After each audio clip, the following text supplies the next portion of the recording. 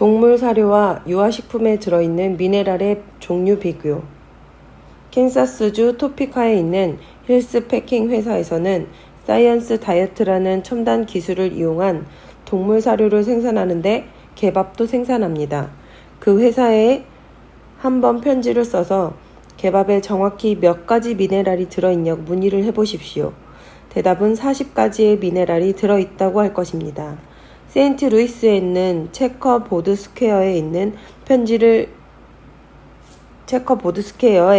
편지를 해서 실험용 쥐의 밥에 몇 가지 미네랄이 들어있느냐고 물으면 28가지의 미네랄이 들어있다고 회답할 것입니다. 여기 오신 분 중 아무라도 식품점에 가서 유아식품에 11가지 이상 미네랄이 들어있는 것을 찾아오신다면 이 빳빳한 100불짜리 지폐를 한 장 드리겠습니다. 개는 40가지의 미네랄을 먹습니다. 이것은 범죄 행위입니다. 마이크 머피의 말에 의하면 개가 무병한 것은 모든 종류의 비타민과 미네랄을 넣은 통조림 개밥을 먹기 때문이라고 합니다. 개는 40가지의 미네랄을 먹고 쥐는 28가지를 먹는데 우리 아기들은 11가지를 먹습니다. 이게 정말 옳은 일입니까? 이런 것을 일컬어 사기 행위라고 합니다. SMA나 시밀락, 아이소밀크, 프로소이, B 제품 어느 것도 다 마찬가지입니다. 이제 우리는 박스에 들어있는 포장되어 있거나 병에 든 식품은 기대할 수가 없습니다. 보조식품으로 미네랄 섭취. 이제 각자 의식적으로 미네랄을 섭취해야 되겠다고 납득이 되셨으면 다음 3가지의 미네랄에 관해 관심을 가지셔야 합니다. 1. 금속성 미네랄. 첫 번째는 금속성 미네랄인데 이것은 단순히 돌 등을 가루로 만든 것입니다. 금속성 미네랄은 굴껍질, 계란껍질, 백운석, 칼슘, 탄산염, 여러 종류의 진흙 등입니다. 마를리네이트산의 진흙, 해저 미네랄, 톰스 등은 8% 내지 12%만이 우리 몸에 흡수됩니다. 나이가 53 내지 40세가 되면 3% 내지 5%의 미네랄밖에 흡수되지 않습니다. 여기서 얘기 하나 하겠습니다. 미시간주 그랜드 래피즈에서 지금처럼 강연을 할 때 한 남자분을 만났는데 자기는 이동식 간이 변소 사업을 한다고 했습니다. 아시다시피 녹색 또는 청색에 운반할 수 있는 옥외 변소 말입니다. 제가 어렸을 적에는 이런 것은 나무 조각으로 만들었었습니다. 하여간 그 친구는 이 이동식 변소 사업을 하면서 보아온 얘기를 해야 되겠다고 해서 뭐냐고 물었더니 그 친구 얘기가 글쎄 그 간이 변소를 작업장으로 가져다 호스로 물을 뿜어 씻습니다. 아이들이 그 속에 돌이나 나무 조각, 장난감 등을 집어넣기 때문에 하수구가 막힙니다. 그러면 수리비가 수천 불이 들기 때문에 바닥에 4분의 1인치 가격의 얼개를 설치해 놓습니다. 그런데 가져온 이동식 변소를 청소할 때마다 수백 개의 비타민 알약이 바닥에 걸려 있는 걸 볼 수 있습니다. 라고 했습니다. 그래서 그게 비타민 알약이라는 것은 어떻게 아느냐고 물었더니 그것은 아주 쉽죠. 바로 겉에 써 있는 걸요. 테라그램 M, 1A 데이, 센트럼 등등 하면서 저를 작업장 뒤로 데리고 갔습니다. 따라가 보니 거기에는 이동식 변소에서 나온 비타민 알약들이 산더미처럼 쌓여 있었습니다. 이것은 바로 금속성 미네랄은 몸에 흡수가 안 되기 때문입니다. 이 약들의 라벨을 읽어보면 철분은 산화철에서 추출되었다고 써 있습니다. 그럼 산화철은 무엇입니까? 바로 쇠의 녹입니다. 오래된 기차철로에 가서 칼로 쇠 녹을 긁어 먹으면 바로 철분을 섭취하는 것인데 이 쇠 녹을 약에 넣어 팝니다. 보통 금속성 미네랄의 한 종류인 유산염 칼슘 1000mg을 한 알의 칼슘정으로 섭취했다면 우리가 얼마나 잘못 인식하고 있는 것인지 한번 가르쳐 드리겠습니다. 2알이라면 2000mg의 칼슘을 먹은 셈입니다. 실제로 사람들이 저에게 와서 항상 한다는 소리가 저는 선생님의 칼슘에 관한 라디오 프로를 듣는데 하루에 2000mg씩 매일 먹는데도 관절염은 낫지 않고 오히려 더 악화되어 갑니다. 라고 합니다. 그래서 무슨 칼슘을 먹느냐고 물으면 유산염 칼슘이라고 합니다. 여기에 문제가 있습니다. 1000mg 중 단지 250mg이 금속성 칼슘이고 나머지 750g은 유당입니다. 이 250g 중 10%만 흡수된다면 25mg인데 1000mg짜리를 하루에 2알 먹는다면 단지 50mg이 우리 몸에 섭취되는 것입니다.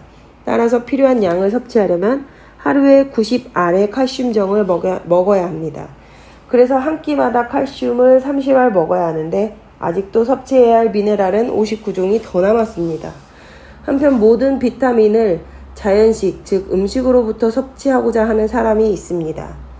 하루에 1000mg의 마그네슘을 섭취하고자 할 때 시금치 10파운드, 즉 4.5kg이 얼마나 도움이 되는가를 생각해 보겠습니다. 마그네슘을 택한 이유는 채소의 푸른 잎은 엽록소가 들어있어서 마그네슘이 무척 많이 포함되어 있기 때문입니다. 마그네슘은 엽록소 내의 한 분자인데 시금치 1파운드당 엽록소가 454g이 들어있습니다. 10파운드의 시금치에는 4540g의 엽록소가 들어있으나 그 대부분인 97%가 수분입니다. 다시 말씀드리면 10파운드의 시금치에는 1g의 엽록소가 들어있다는 건데 그중 단 50mg만 마그네슘입니다. 이 숫자로 1000을 나누면 20이라는 숫자가 나오는데 10으로 곱해보면 하루에 필요한 양의 마그네슘을 섭취하려면 200파운드, 즉 90kg 이상 시금치를 매일 먹어야 하고 아직도 섭취해야 할 미네랄은 58종이 더 남았습니다. 이렇게 많이 먹으려면 몸집이 꽤나 커야 할 것입니다. 저처럼 체구가 큰 사람도 도저히 그렇게 많이 먹을 수는 없기 때문에 보조식품에서 영양소를 섭취합니다. 2. 킬레이티드 미네랄. 다음으로 1960년대에 농업계에서는 킬레이티드 미네랄이라는 것을 내놓았는데 농부들은 가축에게 일부러치를 먹여 99센트를 똥으로 내보내는 그런 바보짓을 하지 않기 때문입니다. 킬레이트 미네랄은 실상은 금속성 미네랄이지만 표면에 아미노산 단백질 또는 효소로 금속 원자를 둘러싸게 해서 체내 흡수율을 40%나 더 높인 것입니다. 이것은 미네랄의 체내 흡수율을 괄목할 만하게 개선한 것이기 때문에 건강식품 업계에서 곧바로 뛰어들었습니다. 3. 콜로이드 미네랄. 가장 효과적으로 체내에 흡수되는 것은 콜로이드 미네랄입니다. 콜로이드 미네랄은 98%가 흡수됩니다.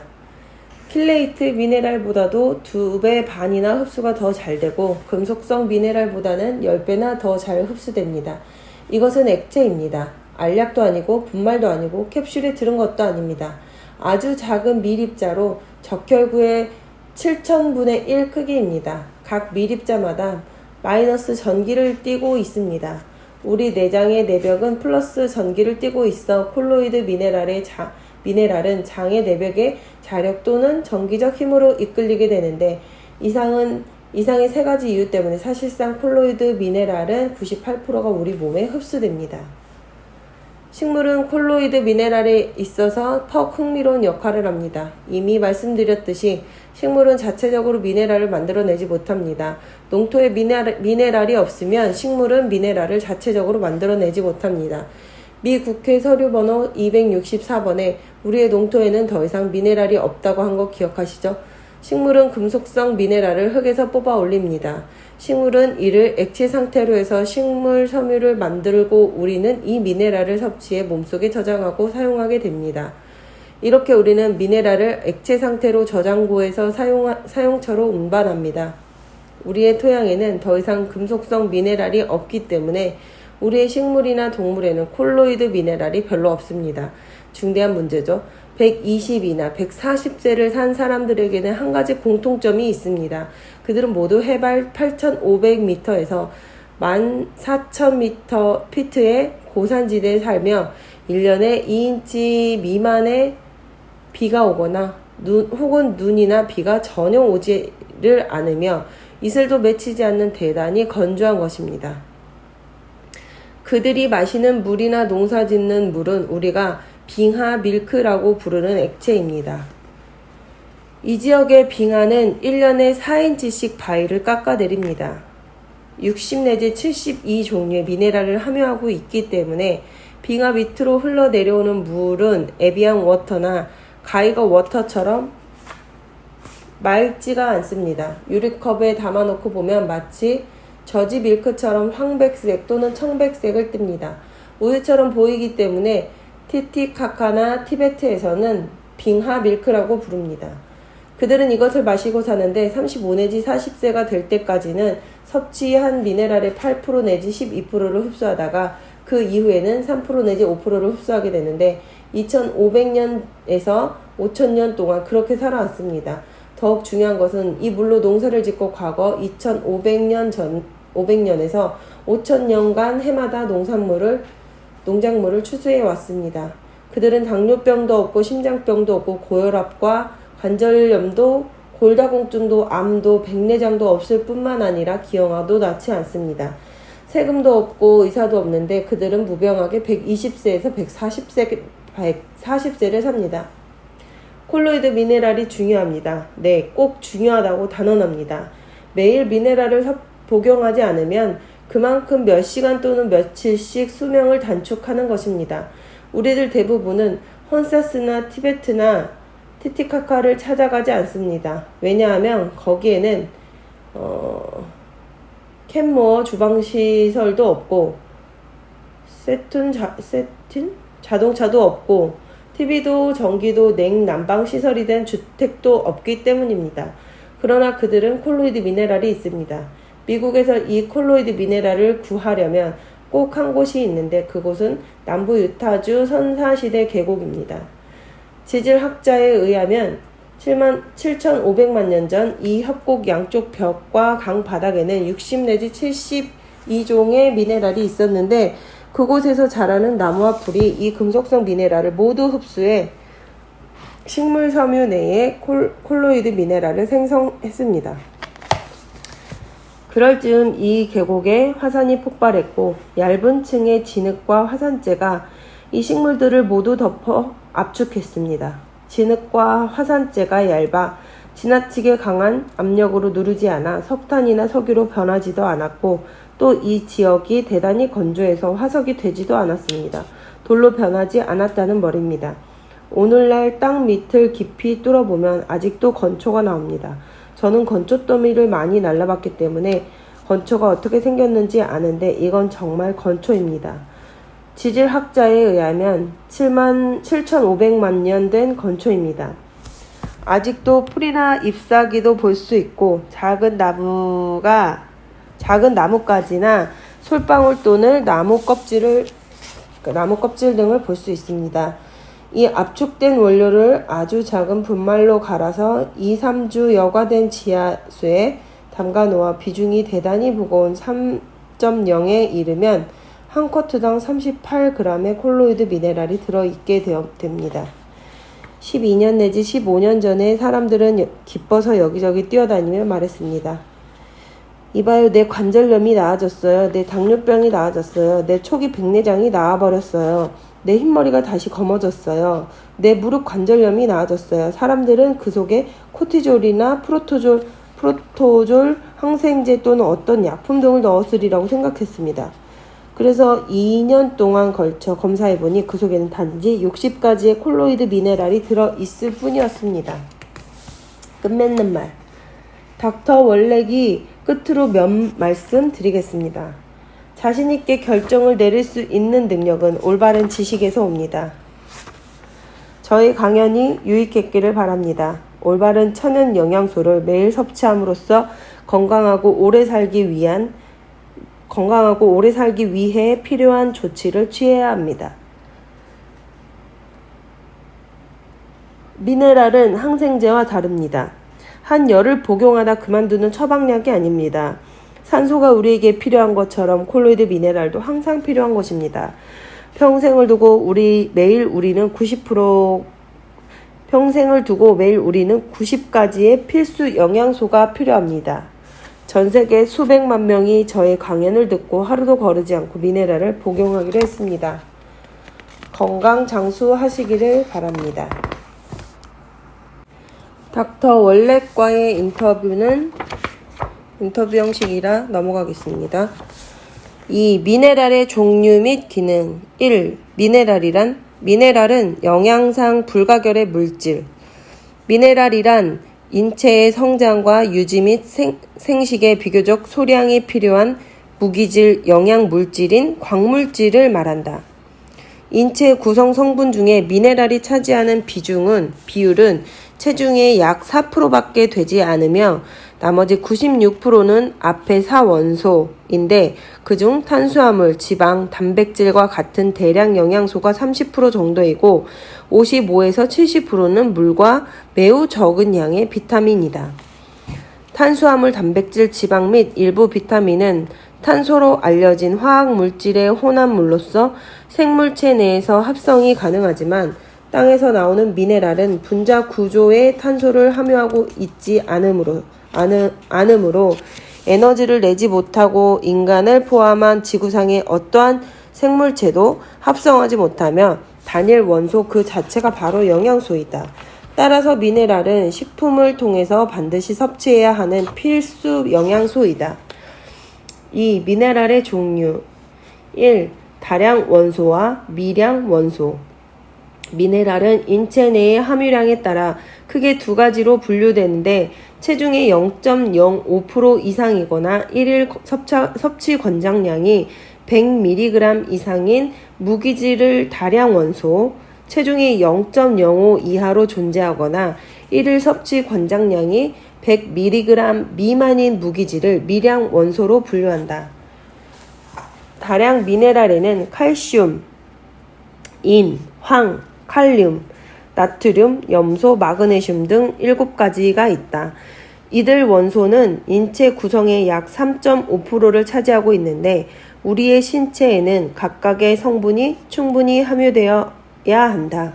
반면 미량 미네랄에는 철, 요오드, 아연, 구리, 셀레늄, 망간, 크롬, 몰리브덴, 코발트, 불소, 붕소, 비소, 주석, 규소, 바나듐, 니켈 등이 있는데 이들 원소는 인체 내에서 아주 적은 양밖에 존재하고 있지 않다.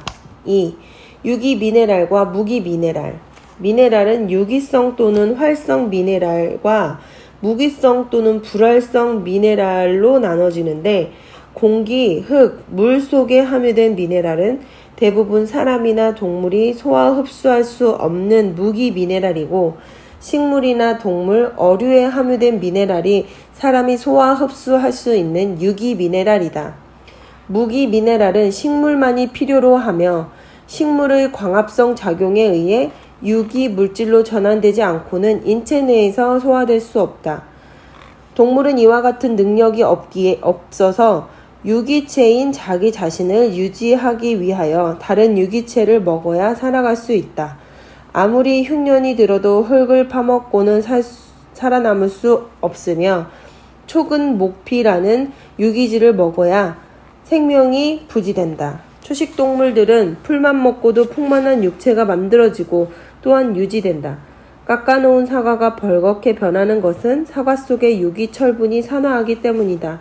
몸에 철분이 부족하다고 해서 수돗물에 뻘건 녹물을 마시거나 녹슬은 못을 빨고 있다면 몸에 철분이 공급될까? 이것들은 무기철분이기 때문에 세포의 영양이 될 수 없다. 땅으로부터 직접 추출한 소수의 금속성 미네랄은 쉽게 소화되거나 흡수되지 못한다. 단지 5에서 8% 정도가 흡수되고 92% 정도는 이득 없이 몸 밖으로 버려지게 된다. 물에 녹는 이 미네랄을 식물이 흡수하여 소화시키면 이것이 바로 식물 추출 친수성 미네랄로 탄생된다. 식물 추출 미네랄을 금속성 미네랄과 비교해 볼 때 열에 의하여 잘 파괴되지 않고 인체의 화학작용에 의해 변형되지 않으며 효소적으로 잘 활동하는 살아있는 미네랄이라고 할 수 있다. 3. 미네랄이 인체에 미치는 영향과 기능. 참고, 물과 미네랄. 물 속에는 유기 미네랄과 무기 미네랄이 존재하는데 인체가 필요로 하는 유기 미네랄은 전체 미네랄 성분의 1%밖에 들어있지 않다고 한다. 한 잔의 오렌지 주스는 30갈론, 약 110리터의 처리되지 않은 수돗물보다 유익한 미네랄을 더 많이 함유하고 있으며 멸치 한 마리 속에 들어있는 유기 미네랄은 물 1톤 속에 들어있는 양과 같다.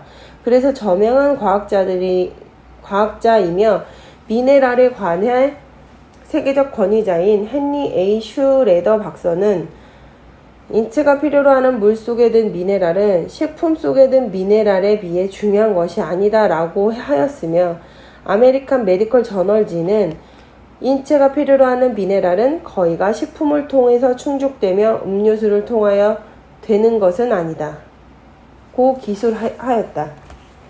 인체 구성에 있어서 불과 4%밖에 되지 않는 이 미네랄이 생명 현상에 작용하는 역할은 헤아릴 수 없이 크다는 것이 최근에 밝혀지고 있다.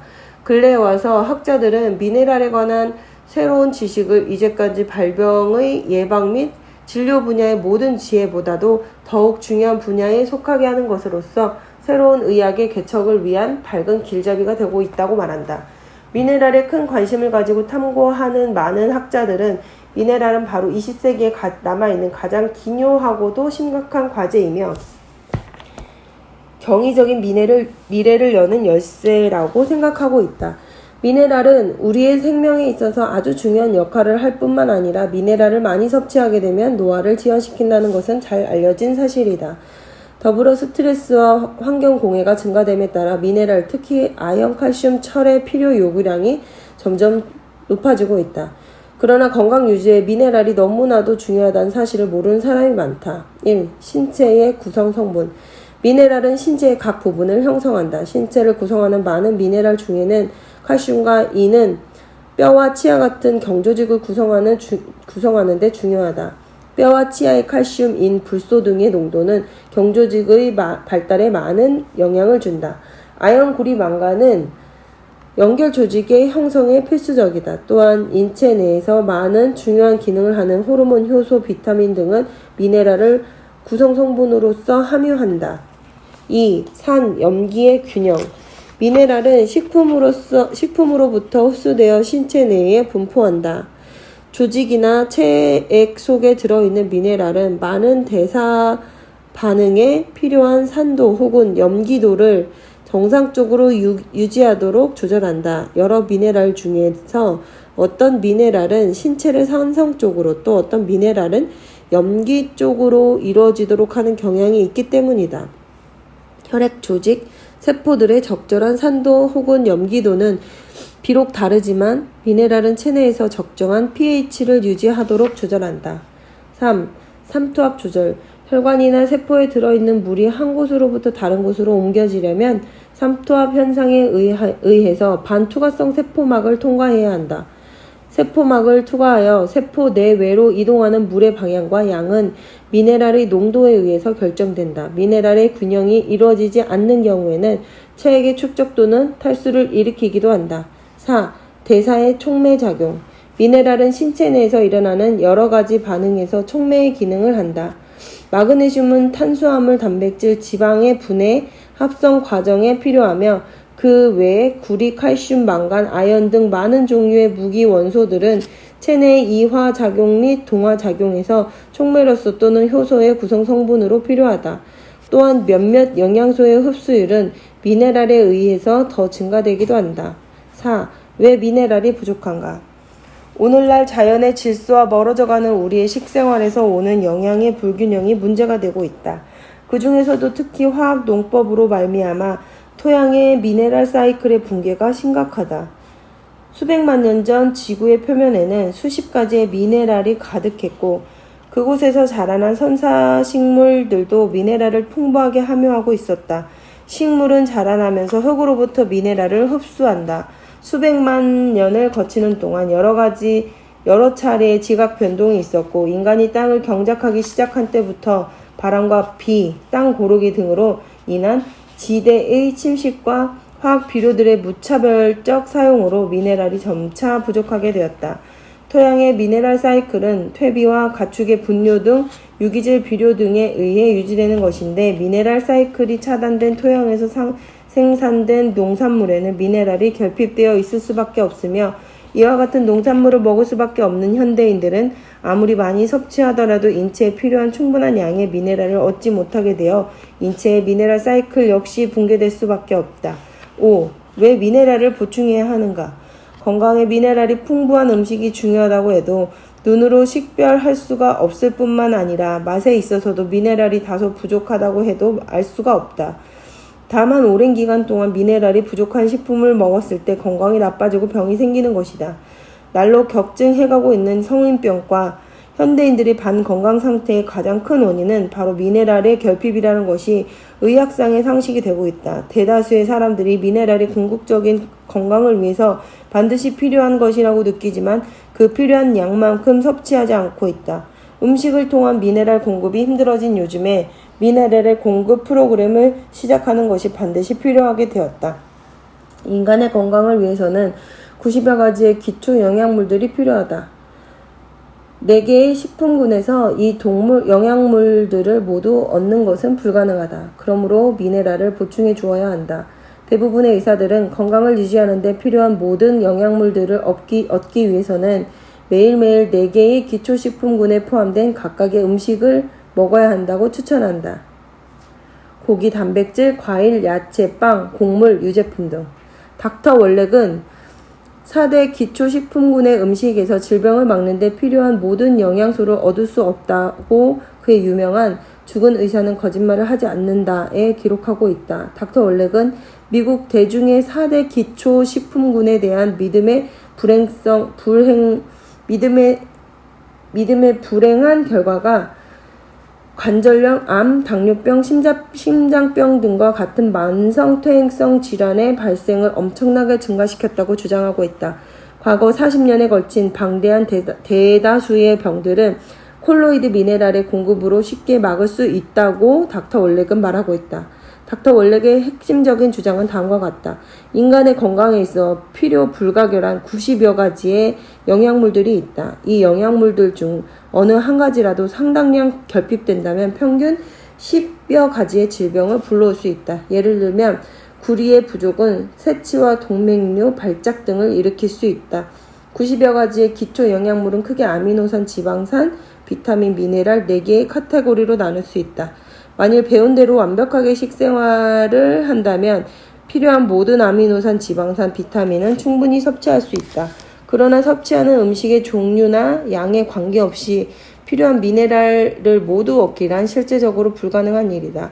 왜 그럴까? 이상적으로 볼 때 인간들은 야채, 과일, 곡물과 같은 음식을 섭취함으로써 미네랄을 얻게 되어 있다. 그러나 이미 음식물은 미네랄이 현저히 부족한 땅에서 자라고 있으며 그러한 사실은 미국 의회 문서 넘버 264 및 1993년 리오데자이로에서 열린 세계환경정상회담의 조사 보고된 바에 의해 증명되고 있다.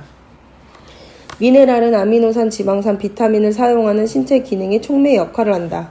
그러므로 다른 영양분을 아무리 많이 섭취한다 하더라도 미네랄의 상호작용 없이는 이 영양물들로부터 최대한의 이득을 얻기란 불가능한 일이다. 결론적으로 최적의 건강을 지속적으로 유지하기 위해서 미네랄을 지속적으로 보충해야 한다. 6. 중요 미네랄의 생리기능 1. 다량 미네랄 1. 칼슘 칼슘은 사람이 식품을 통해 반드시 섭취해야 하는 필수 영양소로서 칼슘은 탄소, 수소, 산소, 질소 외에 인체에서 가장 풍부한 무기 원료로 체중의 1.5에서 2%를 차지한다. 중요한 생리작용 칼슘은 우리 몸의 뼈와 이를 만드는 데 있어 없어서는 안 되는 영양소이다. 만약 칼슘이 부족하게 되면 뼈는 물러지고 골다공증이 일어난다는 것은 이미 잘 알려진 것이다. 그러나 칼슘이 우리의 생명활동과도 깊은 관계가 있다는 것을 아는 사람이 많지는 않다. 칼슘이 인체에서 대표적으로 하는 기능은 혈액 응고의 역할, 근육의 수축 및 이완작용, 신경 전달작용, 세포막 투과성과 조절, 비타민 B12의 흡수에 커다란 영향을 미친다. 1. 정상적인 생명 기능과 골격대사에 있어서 가장 중요한 영양소. 칼슘은 정상적인 생명 기능과 골격대사에 있어서 가장 중요한 영양소로서의 혈청 칼슘 농도의 항상성 유지가 필수적이다. 칼슘은 전 체중의 1.5에서 2%를 차지해 체중이 60kg인 사람의 체내에는 약 900에서 1200g의 칼슘이 들어있게 된다. 이 중에는 99%가량은 뼈와 치아에 들어있으며 무기질 가운데 하나인 인과 결합해 수산화 인해석을 만드는데 이것은 결정형의 단단한 물질로서 뼈와 치아의 견고한 구조를 이루게 된다. 나머지 1%의 칼슘은 혈액을 포함한 체액에 들어있으며 근육의 수축, 신경의 전달작용, 혈액 응고, 세포막을 통한 물질의 이동을 조절하는 등 각각 중요한 역할을 수행한다. 2. 결장암, 대장암, 위암 예방. 칼슘은 뼈 조직의 유지 이외에 대장암의 발병 위험을 줄이고 혈압을 저하시킬 수 있는 것으로 알려졌다. 대장 내에서 칼슘은 담즙산이나 지방산과 결합해 이들이 대장세포를 자극하는 것을 막는다고 보고되고 있으며 1일 1250mg 정도의 칼슘 보충으로 이런 효과가 나타났다고 한다. 다시 말해 혈액 속의 칼슘 농도가 낮게 되면 부갑상선 호르몬이 나와서 뼈에 있는 칼슘을 보충하는데 그때 남는 칼슘이 세포 속으로 침투된다. 당연히 면역세포에도 칼슘이 들어가는데 그렇게 되면 세포에 안팎에서 절대적으로 지켜져야만 하는 칼슘 농도의 균형이 깨져 면역세포는 정보를 올바르게 전달할 수 없게 된다. 그 결과 면역세포는 암세포를 퇴치하는 역할을 수행할 수 없게 된다.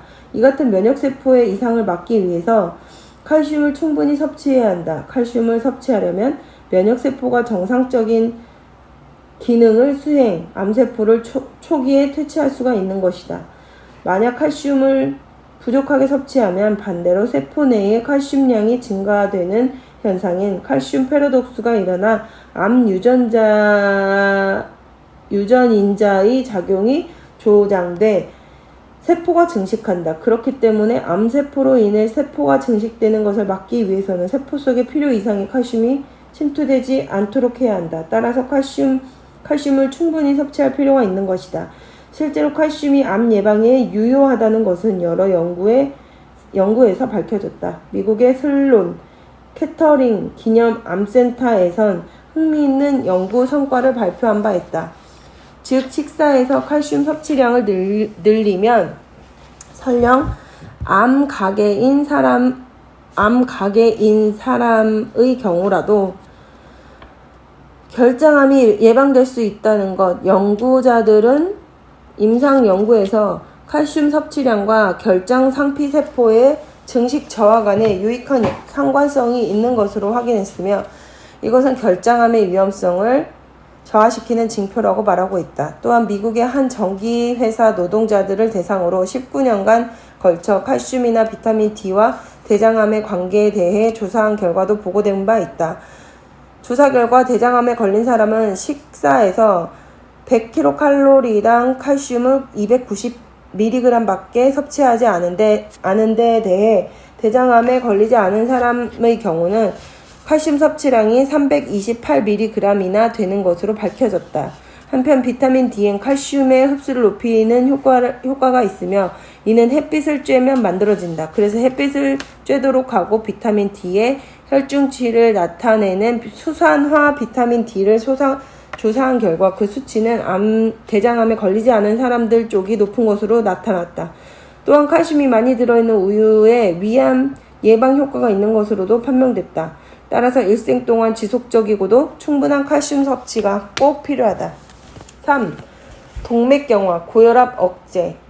고혈압도 칼슘 부족이 한 원인이 되는 것으로 알려져 있다. 혈관의 바깥쪽은 평활근이란 근육으로 둘러싸여 있다. 이 근육이 위축되면 혈관이 좁아지고 근육이 늘어나면 혈관이 넓어진다. 혈관이 좁아지면 혈액순환이 순조롭지 못하게 되고 당연히 혈압도 높아지게 된다. 칼슘이 부족하게 되면 근육의 세포 내에 여분의 칼슘이 근육이 수축되는데 평활근도 예외는 아니다. 평활근의 세포 내에 축적된 칼슘은 혈관을 수축시켜 혈액의 흐름이 순조롭지 못하게 되고 그 결과 혈압이 올라가게 되는 것이다.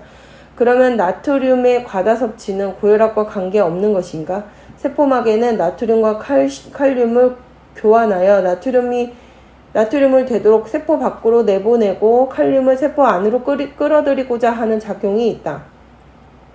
그런데 세포 내에 나트륨을 밖으로 내보내는 작용이 약해지면 이번엔 나트륨 칼슘 교환이 일어나 세포 내로 칼슘이 들어오게 된다. 그렇게 되면 결국 혈압이 올라가는 것이다. 그러나 나트륨을 많이 섭취해도 혈압이 올라가지 않는 사람이 있는 것은 무슨 까닭인가? 그것은 혈액 속에 나트륨, 칼륨 교환을 방해하는 물질이 많은 사람과 그렇지 않은 사람이 있기 때문이다.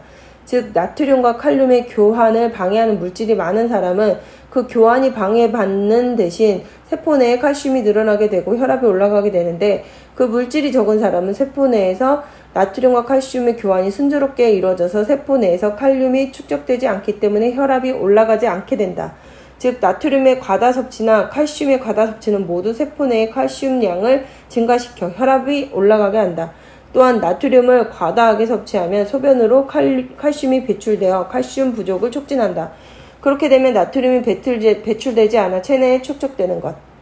일본 고베 대학 칼슘 연구소 연구진은 고령자들에게 흡수율이 높은 활성형 칼슘을 1일 1000mg씩 8주 동안 투여하고 혈압 상황을 조사해봤다. 그 결과 칼슘을 투여하지 않은 대조군에 비해 최대 혈압 13.6mm, 최소 혈압 5mm 각각 내려갔다. 또한 고혈압과 동맥경화는 밀접한 관계가 있다. 고혈압이 되면 혈관에 작은 상처가 생기기 쉽다. 상처가 생기면 혈소판이 그곳에 모여 굳어져서 혈관을 좁아지게 한다. 그 결과 혈액이 잘 통하지 않게 되고 콜레스테롤이 그곳에 부착되어 동맥경화를 일으키게 된다. 즉 고혈압이 되면 동맥경화가 일어나면서 혈류가 순조롭지 않게 되기 때문에 혈압도 올라가게 된다는 악순환이 일어난다고 할 수 있다. 이처럼 칼슘이 동맥에 쌓이게 되면 혈관의 내벽이 단단해진다. 혈관의 내피는 본래는 탄력성이 있는 것인데 칼슘이 쌓이게 되면 점차 콜레스테롤도 축적 동맥경화의 원인으로 발전하게 된다. 4. 알츠하이머 발병 감소. 칼슘 부족은 암이나 고혈압, 동맥경화의 원인이 될 뿐 아니라 알츠하이머형 치매를 일으키는 것으로도 추정되고 있다.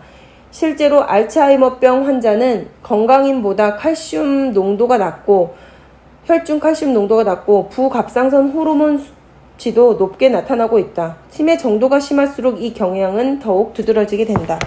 물론 이것만 가지고 칼슘 결핍이 알츠하이머병의 원인이라고 단정 지을 수는 없지만 깊은 관계가 있는 것만은 틀림없다. 알츠하이머병 환자들에게 황혼 증후군이라고 불리는 증상이 일어나기 쉽다. 즉 오후에는 석양 무렵까지 사이에 정서 불안정 상태가 돼서 흥분하는 등의 증상이 잘 일어난다. 그래서 일본 고베 대학 후지다 교수 등은 알츠하이머 환자들에게 흡수력이 높은 칼슘을 1일 900mg 투여한 결과 오후 4시에서 혈중 칼슘량이 저하되는 것을 막을 수 있었다. 또 부갑상선 호르몬의 증가도 억제할 수 있었다. 5. 심장 박동 및 신경 전달 정상 유지. 인간은 살아있는 한 심장 박동이 계속돼야 하는데 그 심장을 직접 움직이는 것이 실은 칼슘이다. 이 같은 사실은 지금부터 100여 년 전 영국의 링겔 박사에 의해 이미 발견됐다. 링겔 박사는 개구리의 심장을 혈액과 같은 염도의 수용액 속에 넣어 그 박동이 얼마나 계속되는가를 알아보는 실험을 했다. 그런데 증류수를 사용한 실험에선 심장이 바로 멈춘 데 비해 연고 조수의 부주의로 수돗물을 사용한 경우에선 심장 박동이 계속되었다. 그래서 수돗물에 심장을 움직이는 데 필요한 성분이 있는 것으로 생각, 연구를 거듭한 끝에 칼슘이 심장 박동에 불가결하다는 사실을 알게 됐다. 링겔액은 이렇게 해서 나오게 된 것이다. 우리의 체내에 있는 칼슘은 99%가 뼈나 이에 있는 것으로 알 수 있듯이 가장 중요한 역할은 물론 뼈의 재료가 되고 있는 것이다. 그러나 혈액 속에 있는 나머지 1%의 칼슘도 심장을 움직이고 신경 전달을 정상적으로 유지하는 등 매우 중요한 역할을 한다. 그렇기 때문에 혈액 중의 칼슘 농도는 항상 일정한 농도를 유지하고 있다. 조금이라도 혈액 중의 칼슘량이 부족하게 되면 곧바로 뼈의 칼슘이 혈액 속으로 녹아나와 부족한 양을 보충해 주게끔 돼 있다. 혈액 속에 있는 칼슘은 약 60조 개나 되는 것으로 알려져 있는데 인간의 세포 모두에게 정보를 전달하는 기능을 수행한다. 그 덕으로 사람이나 그 덕택으로 심장이나 뇌가 정상적인 기능을 다할 수가 있다. 바꿔 말하면 칼슘이 전하는 신호에 의해 각 세포는 정상적으로 기능하고 있다고 해도 과언이 아니다. 한편 세포가 정상적인 기능을 수행하기 위해선 필요한 하나의 조건이 있다. 즉 혈액의 칼슘 농도를 1이라고 할 때 세포 내의 칼슘 농도는 그 1만 분의 1로 유지해야 한다. 이 같은 큰 농도 차이를 유지해야만 칼슘은 전신의 세포의 정상적인 정보 전달 기능을 수행할 수 있게 되는 것이다. 그런데 칼슘이 부족하게 되면 이 농도 차의 균형이 깨져 칼슘은 인체에 해로운 역할을 하는 존재로 변하게 된다. 그렇게 되면 세포는 정보를 전달할 수 없게 되며 암이나 동맥경화 등 여러 가지 질병을 유발하게 되는 것이다. 6. 칼슘 결핍증. 칼슘의 흡수율은 개인 간에 상당한 차이를 보이는데 보통의 식사를 하는 성인은 섭취한 칼슘의 10에서 30%를 흡수하게 된다. 칼슘의 흡수율은 식이급원의 영향을 많이 받는데 칼슘이 제대로 흡수되려면 비타민 D의 도움이 필요하다. 경우에 따라서는 비타민 D의 결핍 때문에 칼슘 결핍증이 초래되기도 한다. 우리 몸의 골격은 칼슘의 저장고이다. 체내 대부분의 칼슘이 뼈 조직에 들어있기 때문이다. 만일 어떤 이유에서든지 매일의 칼슘 필요량이 공급되지 않으면 뼈에 들어있던 칼슘이 혈액으로 칼슘량이 공급되지 않으면 뼈에 들어있던 칼슘이 혈액으로 흘러나와 혈액 내 칼슘 수준이 떨어지지 않도록 유지해준다. 그러므로 체액 중에 들어있는 칼슘이 하는 여러 가지 기능은 칼슘의 공급이 부족한 경우에도 큰 영향을 받지 않게 된다. 그러나 문제는 칼슘의 저장고인 뼈로부터 칼슘이 계속 흘러나오면 골밀도가 떨어져 성장기 어린이들은 성장 장애가 오게 되고 어른들은 골밀도가 저하되면서 골다공증이나 골연화증을 초래하게 된다. 한편 식사 중의 단백질 함량은 칼슘 배설량에 영향을 미친다. 이러한 칼슘이 인체 내에서 부족할 경우에는 저칼슘 혈증을 일으키며 그 증상은 경련, 근육의 수축, 신경 활성화의 증가 등이 있다. 칼슘의 섭취가 낮으면 골연화성이라는 뼈의 장애를 일으킨다. 또 칼슘의 결핍 증세에는 골다공증을 들 수 있다. 성인 남자를 대상으로 한 연구에 의하면 칼슘 섭취량을 일정하게 하고 단백질의 수준을 47g에서 142g으로 증가시켰을 때 소변을 통해 나오는 칼슘의 양이 거의 2배가 되었다고 한다. 또한 주로 누워있거나 앉아있는 자세로 살아가는 사람들의 칼슘 배설량도 신체 움직임이 활발한 사람들보다 많아진다. 우리나라 사람들의 단백질 섭취량은 꾸준히 늘어나 95년도 국민 1인당 평균 섭취량이 권장량의 117%나 되었고 권장량이 125% 이상 섭취한 가구의 비율은 35%, 권장량 이상의 단백질을 섭취한 가구는 56%에 달했다. 뿐만 아니라 현재 우리 국민들은 전반적으로 매우 비활동적인 생활을 영위하는 것으로 지적됐다. 이러한 상황은 칼슘 섭취의 부족과 함께 칼슘 결핍과 골격의 약화를 초래하는 중요한 원인이 될 수 있다. 칼슘의 필요량과 급원 식품. 한국인 영양 권장량은 우리나라 20세 이상 성인 남성들은 하루에 700mg의 칼슘을 섭취할 것을 권장하고 있다. 청소년들의 칼슘 권장량은 성인보다 더 높아서 남자의 경우 10에서 12세는 1일 800mg, 13에서 19세에는 900mg이 필요하며 10에서 29세의 여자도 하루 800mg을 섭취해야 한다. 영양학자들은 지난 30년간 우리나라 성인들이 1일 600g의 칼슘 섭취를 권장해 왔으나 근래에는 식생활을 포함한 생활 방식의 변화로 칼슘 필요량이 늘어난 점을 감안 95년도에 전반적으로 상향 조정했다. 사람의 골격은 대체로 35세를 전후에 최대 골질량에 도달하게 되고 이후 나이를 먹으면서 서서히 골밀도가 떨어지는데 최대 골질량 도달 후 매 10년마다 남자는 3에서 5% 정도씩, 여자는 5에서 7%씩 감소한다고 한다. 이러한 골밀도의 감소는 특히 폐경 이후 여성들에게는 심각해 이때에는 매 10년마다 10%씩 급속히 감소된다. 많은 전문가들은 나이를 먹으면서 초래되는 골 손실을 가능한 한 억제하려면 최대 골질량에 도달 시 골밀도가 높아야 한다고 강조한다. 골질량은 유전적 요인의 영향과 시기, 운동 등 환경적 요인의 영향을 받아 결정되는데, 특히 10대와 20대의 청소년기에 걸쳐서 섭취하는 칼슘이 충분할 때 골밀도를 높일 수 있다.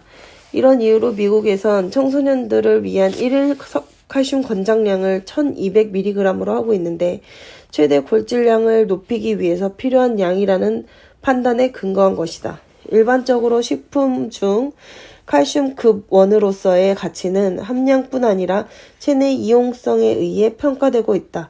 우유 및 유제품이 칼슘 급 1으로서 가장 이상적인 식품으로 꼽히고 있지만, 우리나라의 경우 식생활과 식습관, 유당 불내증 등의 이유로 이들 식품으로부터 칼슘 필요량을 만족시키기 어려운 실정이다. 전통적으로 곡류와 채소 위주의 식생활을 하면서 우유를 많이 마시지 않는 우리나라 사람들은 이 정도 양의 칼슘을 섭취하기가 결코 쉬운 일이 아니다. 칼슘의 가장 좋은 급원은 우유, 요구르트, 치즈 등이다. 멸치, 뱅어포 등의 뼈째 먹는 생선도 좋은 급원이 되며, 짙은 녹색 야채, 두류, 곡류, 해조류 등도 칼슘을 공급한다. 그러나 이들 중에는 칼슘의 체내 이용률이 가장 높은 것은 우유와 유제품들이다. 식물성 식품 중에는 칼슘의 흡수를 방해하는 섬유질, 수산, 피티산들이 들어있기 때문에 체내 이용률이 아주 낮다. 일반적으로 동물성 식품의 칼슘 흡수율이 25%인 반면 식물성 식품의 칼슘 흡수율은 5% 미만에 불과하다. 만일 성인이 하루 두 컵의 우유, 한 컵은 200ml를 매일 마신다면 이 사람은 400mg 정도의 흡수율이 좋은 칼슘을 얻게 되며, 1일 권장량 700mg 중에서 나머지 300g쯤은 새끼 식사를 통해 쉽게 충당할 수 있게 된다. 한국인의 칼슘 섭취량.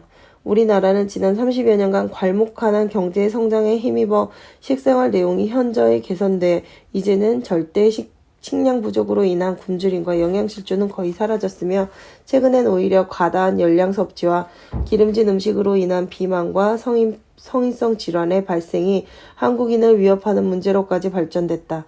그러나 아직도 우리 국민들의 평균 섭취량이 권장량이 상당히 미달되는 것으로 조사된 영양소는 칼슘과 비타민 A 두 가지로서 칼슘의 섭취 부족은 여전히 국민 건강을 위협하는 중요한 요인으로 남아있는 실정이다. 그러므로 칼슘의 섭취 부족에서 초래될 수 있는 영양 문제와 그 보충 공급 방안에 대해 관심을 갖는 것은 국민 건강 증진이란 차원에서 대단히 뜻있는 일이다. 지난 10여 년간 우리나라 사람들의 평균 칼슘 섭취량은 권장량의 80% 내외에 머물러 있었다. 가장 최근에 실시된 국민 영양 조사 결과에 의한 국민 1인당 평균 칼슘 섭취량은 531mg으로서 권장량의 75%가량을 섭취한 것으로 나타났다. 우리 국민들의 칼슘 부족은 칼슘 섭취 분포를 보았을 때 더 확실하게 나타나는데, 95년 조사치에서 영양 부족이 우려되는 기준인 칼슘 섭취량의 95% 미만을 섭취한 비율이 전체 조사 대상 가구의 58.2%나 됐고, 권장량의 50% 미만을 섭취한 가구의 비율도 28.2%나 달했다. 뿐만 아니라 우리나라는 아직도 60%가량이 체내 이용률이 썩 좋지 않은 야채, 두류, 곡류, 해조류 등 식물성 식품으로부터 칼슘을 주로 얻고 있어 칼슘 부족이 더욱 우려되는 실정이다. 식품군별로는 채소류에서 1일 칼슘 섭취량의 26.3%를 공급받아 가장 높았고, 어패류에서 23.8%, 두류에서 10.1%, 낙농 제품에서 13.1%를 섭취했다. 이는 미국인들이 평균 50% 이상의 칼슘을 낙농 제품으로부터 공급받고 있는 것과는 상당히 대조적이다. 많은 연구자들이 노령화에 따라 빈발하는 골다공증의 발병 요인을 규명하기 위해 폐경기 이후의 여성, 골다공증 환자 및 골다공증 실험 모델 동물을 대상으로 칼슘 섭취, 칼슘 대사, 골격 대사 및 관련 인자에 관해 집중적으로 검토해왔다. 그 결과 골다공증 예방과 치료에 있어서 최대 골질량을 형성하는 성장기로부터 골격 손실이 불가피한 노년기에 이르기까지 일생 동안 충분히 칼슘 섭취가 필요 요건임을 일치하고 있다. 최근 세계 각국에는 식이 칼슘 영양 문제를 골격 성장과 골격 질환에 국한하지 않고 순환기계 질환, 대장 질환 등 각종 성인병과 관련지어 그 중요성이 새삼 강조되고 있다. 특히 예방을 목표로 하는 만성질환의 경우 위험 인자를 줄이기 위해 권장량을 상회하는 더 많은 칼슘을 섭취할 것이 제한되고 있다.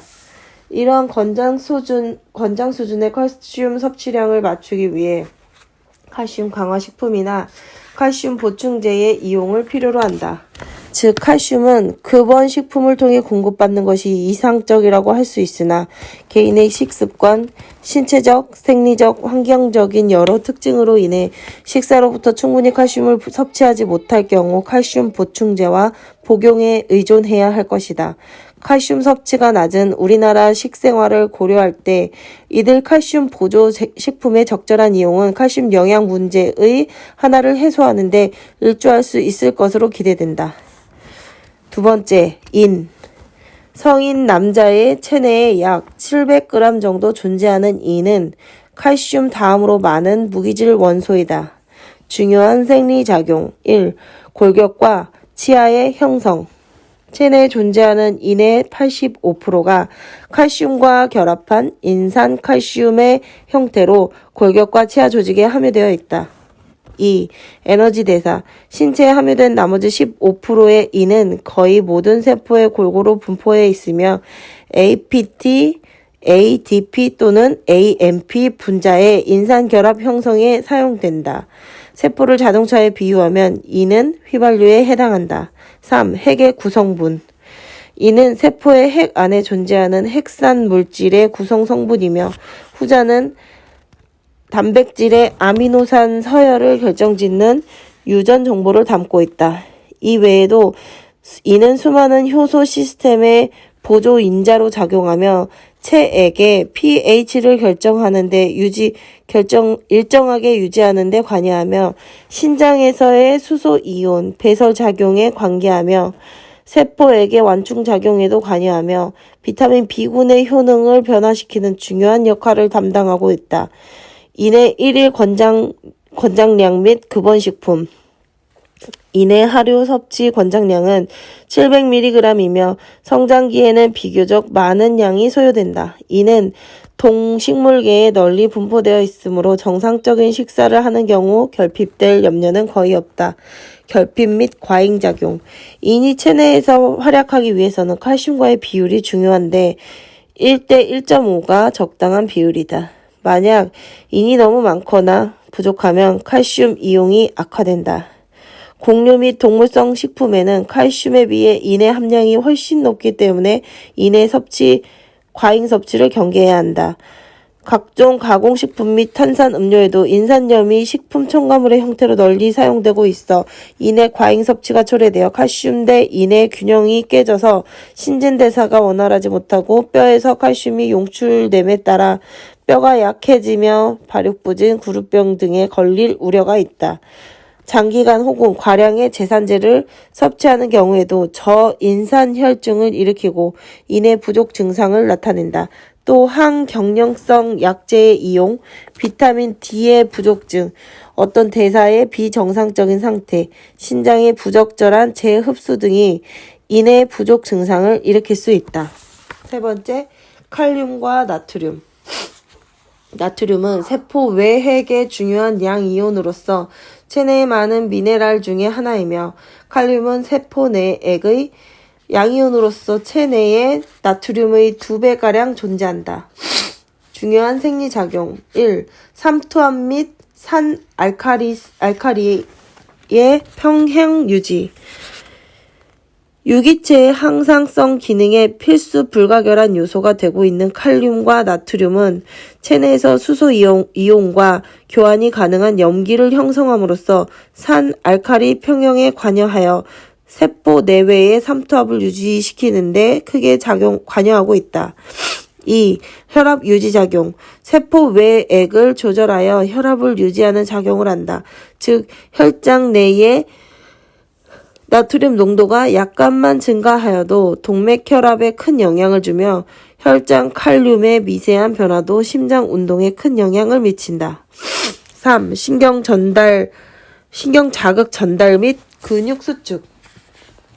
나트륨과 칼륨은 신경을 자극하고 신경의 충격을 근육에 전달하여 근육 섬유의 수축을 일으키게 한다. 즉 근육에 전기 화학적 자극을 전달함으로써 정상적인 근육의 흥분 및 과민성을 유지하는 데 관여한다. 4. 탄수화물 및 단백질 대사 과정의 생화학적 기능 담당. 포도당이 소장 점막에서 혈액 내로 이동하기 위해서는 나트륨이 필요하며 일단 혈액으로 흡수된 후 세포 내로 이동되는 데에도 칼륨이 관여하고 있다. 칼륨은 해당 과정을 촉진시키는 반면 나트륨은 해당 과정을 억제하는 것으로 알려져 있다. 결핍 및 과잉작용. 1. 칼륨 결핍. 설사, 구토, 요산병, 쿠싱병. 칼륨 과잉. 조직 손상, 심부전. 나트륨 결핍. 다뇨, 설사, 요산증, 에딘슨병. 나트륨 과잉, 뇌손상, 쿠싱병. 4번째, 염소. 염소는 신체 내 총 무기질량의 3%이며 세포 외액에도 중요한 음이온이다. 정상적인 혈청에는 304에서 370mg이 들어 있으며 뇌 척수액에는 많아서 440mg이 들어있다. 인체에 미치는 영향에는 나트륨과 함께 세포 외액에서 물의 균형과 삼투압의 조절을 도우며 체액의 pH를 일정하게 하는 역할을 한다. 5번째, 마그네슘. 마그네슘은 효소 반응의 촉매작용, 신경의 자극 전달 작용, 근육의 이완 작용에 영향을 미친다. 식사 내에 마그네슘이 불충분하거나 흡수 불량이 오래 지속되거나 심한 설사, 구토, 이뇨제의 과섭취, 알코올의 과량 섭취, 신장병, 급성 췌장염, 간경화증에 의한 부족 증상이 나타나며 이러한 부족 증상으로 인해 신경의 불안정, 근육 수축, 떨림증이 나타나기도 한다. 6번째, 황. 황은 모든 세포 내에 존재하며 일반적으로 세포 단백질의 구성 성분으로 조직의 호흡작용, 생물적 산화작용에 관여한다. 또한 설프히드릴기는 고에너지 황결합을 형성하고 독성 물질이 활성화된 황산염과 결합하여 독성이 없는 물질로 전환하여 소변으로 배설시키므로 황은 해독작용에도 관여한다.